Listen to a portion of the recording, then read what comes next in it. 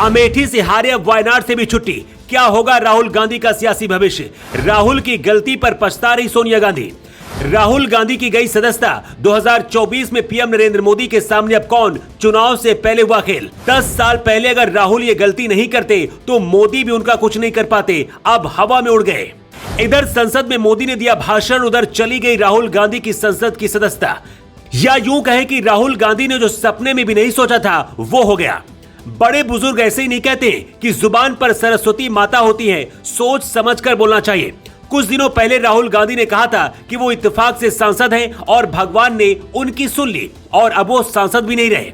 एक दौर था जब गांधी परिवार का सूरज कभी अस्त नहीं होता था और आज एक दौर है जब गांधी परिवार के साथ साथ कांग्रेस का भी सूरज अस्त होता जा रहा है। बहुत मेहनत के साथ गांधी परिवार ने अमेठी और रायबरेली के किले को बचा रखा था, लेकिन जब 2019 में स्मृति ईरानी ने अमेठी से राहुल गांधी की सीट छीन ली, तब राहुल गांधी भागे भागे केरल के वायनाड पहुंच गए। क्योंकि केरल वामपंथियों का गढ़ है, इसलिए राहुल गांधी को वहां जीत मिल गई।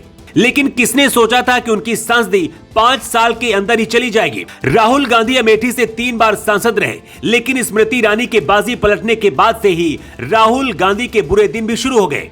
अब जब राहुल गांधी की संसद सदस्यता को रद्द कर दिया गया है, तो सवाल यह है कि आखिर आगे अब राहुल गांधी का क्या होगा और उनका सियासी करियर क्या अब खत्म हो जाएगा?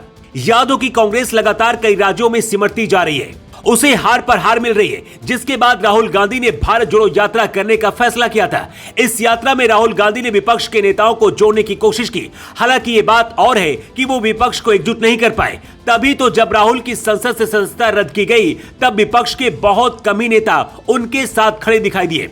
यानी अगर एक तरह से देखें तो राहुल गांधी की भारत जोड़ो यात्रा उनके लिए किसी काम की नहीं रही। हालांकि उन्होंने इसके जरिए थोड़ा बहुत कांग्रेस में हवा जरूर भरी, लेकिन उनकी एक गलती अब उन पर ही भारी पड़ गई।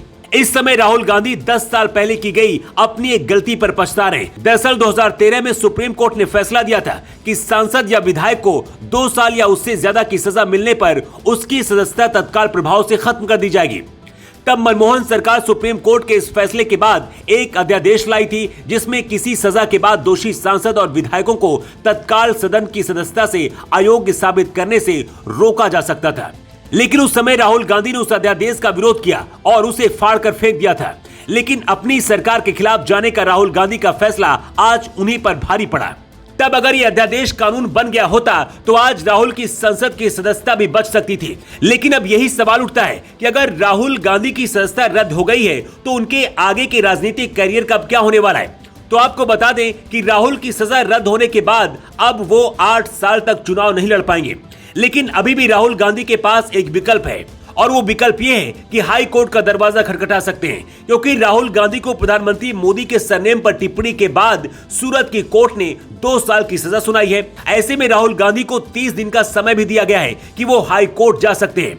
हाई कोर्ट में उनको अपनी अपील में इस पूरे केस को गलत साबित करना होगा। ऐसे में अगर राहुल गांधी निर्दोष साबित होते हैं और कोर्ट उनके पक्ष में फैसला देता है तो राहुल की सदस्यता खत्म हो जाएगी। लेकिन अब इसकी बहुत कम ही संभावना दिखाई दे रही है। ऐसे में सवाल यही है कि राहुल गांधी अगर 2024 के चुनाव में मोदी के सामने नहीं होंगे तो आखिर कौन होगा? कांग्रेस ने भारत जोड़ो यात्रा के दौरान ही कह दिया था कि उनकी तरफ से राहुल गांधी प्रधानमंत्री के कैंडिडेट होंगे।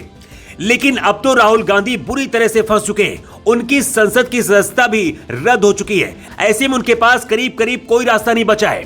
एक चौपाई है, जाके प्रभु दारुण दुख दीना, ताके मत पहले हर लीना। यानी जब ईश्वर किसी को दुख देना चाहता है तो उसके पहले उसकी बुद्धि को भ्रष्ट कर देता है।